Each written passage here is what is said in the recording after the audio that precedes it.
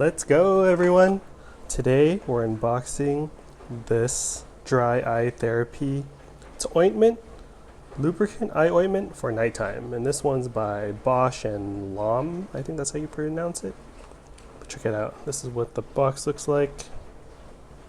Makes your vision blurry, so that's why they recommend you to put it in at night. I've tried to use it during the day and it makes your vision blurry.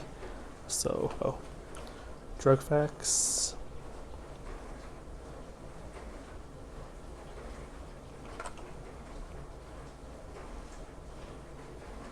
All right, let's get it.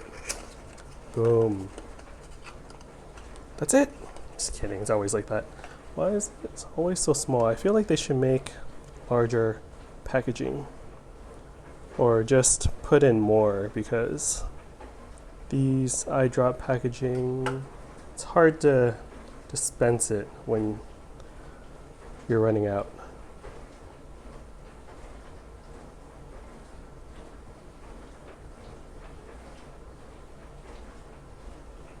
All right, not gonna open it, but that's it. Thanks for watching. Hope you're all doing well. Later.